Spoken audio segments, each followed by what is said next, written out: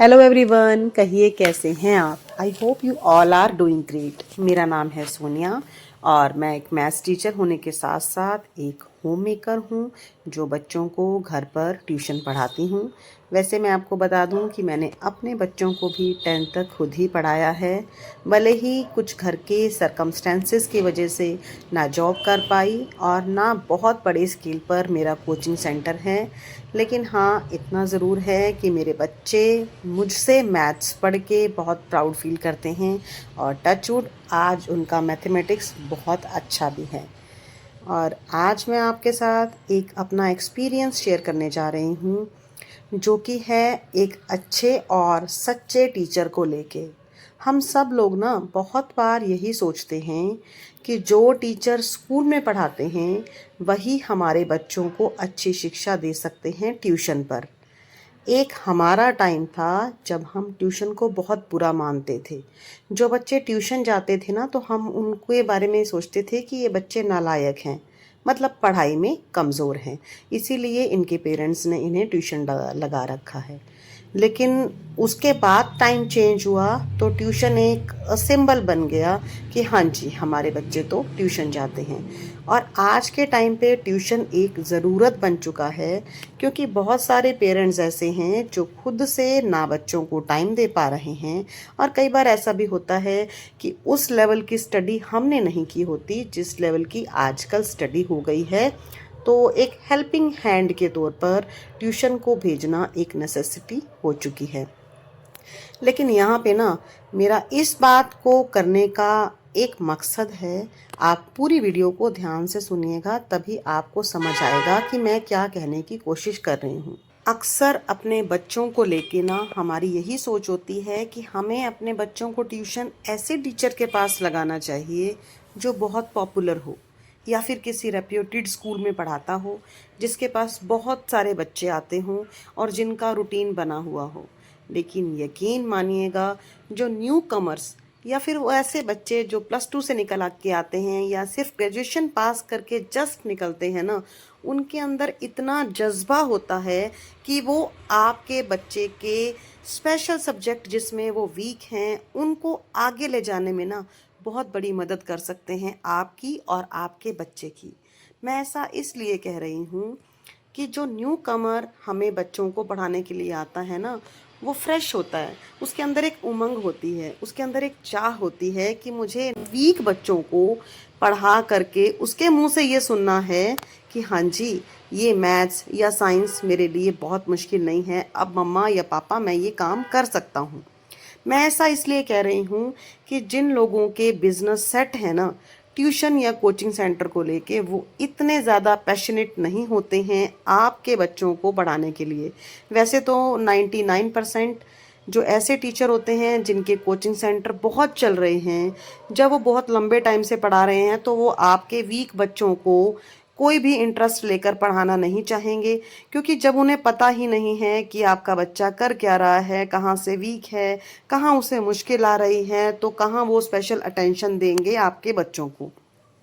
मेरे कहने का मतलब ये है कि अगर 40-50 बच्चों की स्ट्रेंथ वो स्कूल में पढ़कर आते हैं या पढ़ा कर आते हैं और उसके बाद वही 40-50 बच्चे जो घर पे बैठ के पढ़ रहे हैं, what is the difference between both of them. तो ये क्या फ़र्क ही नहीं रह गया।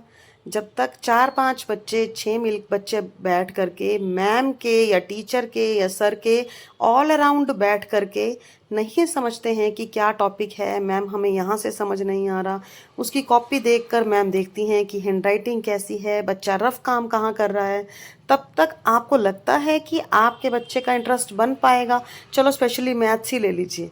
आपको लगता है कि अगर आपका बच्चा सारे सब्जेक्ट्स में ठीक है और केवल एक मैथ्स है जिसे नहीं आ रहा उसे, तो क्या वजह हो सकती है? आपका बच्चा वीक है? मैं मान ही नहीं सकती आपका बच्चा वीक है। इसके पीछे सिर्फ कारण यही है कि आपको एक अच्छा और सच्चा टीचर मिल नहीं पाया। मैं आपको अपनी बात बताती हूँ कि 8th क्लास तक मुझे मैथ से डर लगता था, मैथ मेरे लिए भूत हुए जैसा था। क्यों? क्योंकि कोई ऐसा टीचर मिल नहीं पाया। टचवुड मेरे पापा बहुत अच्छे मैथ टीचर हैं, लेकिन वो सर्विसमैन भी थे और साथ ही घर आके बिजनेस भी करते थे।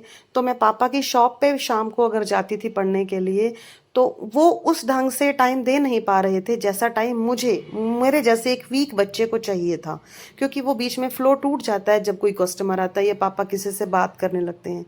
तो मैंने सेल्फ स्टडी करी, लेकिन वो बात नहीं बन पाई, टफ फार्मूलेज मुझे समझ नहीं आ रहे थे। लेकिन एक ऐसा चमत्कार हुआ जब मैं 9th में आई, तो हमारे एक ऐसे टीचर आए जिनके बारे में हमें बाद में पता चला कि वो इंजीनियरिंग कर ले रहे हैं, लेकिन हमारे एक छोटे से प्राइवेट स्कूल में इसीलिए वो लगे कि जब तक मुझे एक अच्छी जॉब नहीं मिलती मैं यहाँ पर जॉब करूँगा। और यकीन नहीं मानेंगे, मेरी ज़िंदगी का वही टर्निंग पॉइंट था। उस टीचर ने हम लोगों को इतने अच्छे से पढ़ाया, क्योंकि जब पहला दिन था ना हमारे स्कूल का और उन्होंने हमारा लेक्चर लिया, तो उस दिन इतनी गर्मी थी कि मैंने देखा कि वो पढ़ाते पढ़ाते ना, कि उन्होंने अपना हैंकी निकालना था पॉकेट में से और उन्होंने डस्टर उठा लिया और गलती से अपने फेस को क्लीन करने लगे।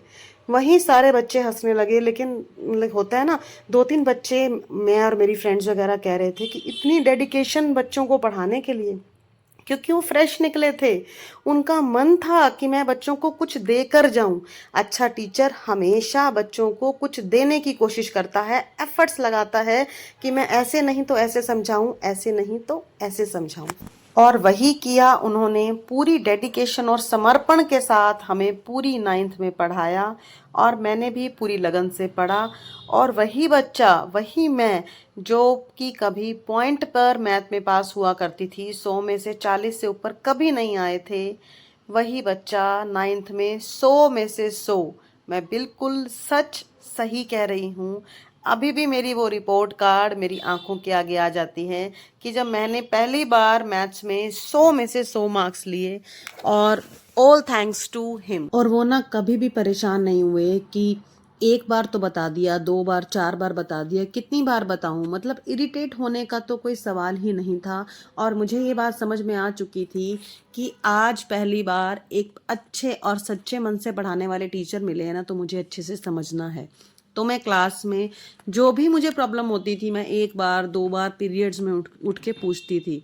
और मेरे साथ के कुछ बच्चे ऐसे भी थे जो सोचते थे अगर हम उठ के पूछेंगे तो टीचर को ऐसे लगेगा या बच्चों को, हमारे फ्रेंड्स को ऐसे लगेगा कि हम नालायक हैं, तो वो पूछते नहीं थे। और बड़ी बार ऐसे होता था कि जब बेल हो गई, नेक्स्ट पीरियड में फ्री है, तो बच्चे मुझे कहते थे कि सोनिया तू बता दे, कर तेरे को समझ में आ गया कि आज सर ने क्या से और क्या पढ़ाया है, क्योंकि ट्यूशन्स तो बहुत ही कम बच्चों की लगी हुई थी उस टाइम। तो मैंने क्या करना कि उनके ही रजिस्टर में उनको काम समझाने लग जाना, क्योंकि मुझे पता था मुझे घर जाके भी तो प्रैक्टिस करनी है ना, तो मेरे पेज भी बच जाएंगे और मैं उनके रजिस्टर में ही यहाँ से ही प्रैक्टिस करके जाऊँगी। मतलब यही सोच थी, क्योंकि मिडिल क्लास फैमिली से बिलोंग करते थे, तो काफ़ी चीज़ों की बचत करना, काफ़ी चीज़ें रोक के चलना, सोच के चलना शुरू से ही हैबिट में था। तो वहाँ से करते करते मतलब ये सफ़र चलता गया और आज के टाइम पे मैथ्स मेरे लिए बिल्कुल भगवान बन चुका है। और अगर आप आधी रात को भी पूछोगे ना मुझसे कोई फार्मूला, तो मैं उस फार्मूलाज को भूलती नहीं हूँ। हालांकि अपने किचन की, अपने घर की कई चीज़ें भूल जाती हूँ, लेकिन मैथ्स बिल्कुल नहीं भूल पाई। और उससे आगे की कहानी कि आगे उन्होंने कितना टाइम जॉब की और मेरा मैथ्स का सफ़र कहाँ तक रहा और कैसे रहा, अगर थोड़ा सा भी इंटरेस्ट हो तो ज़रूर बताइएगा। और अगर आपकी लाइफ में कभी ऐसे टीचर आए और आपको ऐसे एक्सपीरियंस हुए या नहीं हुए, वो भी ज़रूर बताइएगा, मुझे बहुत खुशी होगी। और साथ ही इसी तरह की वीडियोस देखने के लिए, क्योंकि मैं काफ़ी तरह की वीडियोस लेकर आती रहती हूँ, चैनल को सब्सक्राइब कर लीजिएगा। और अगर कुछ भी इस वीडियो में अच्छा लगा हो तो लाइक कर दीजिएगा। फिर मिलूँगी मैं आपसे नेक्स्ट वीडियो में। Bye bye, stay healthy and stay happy. Bye bye.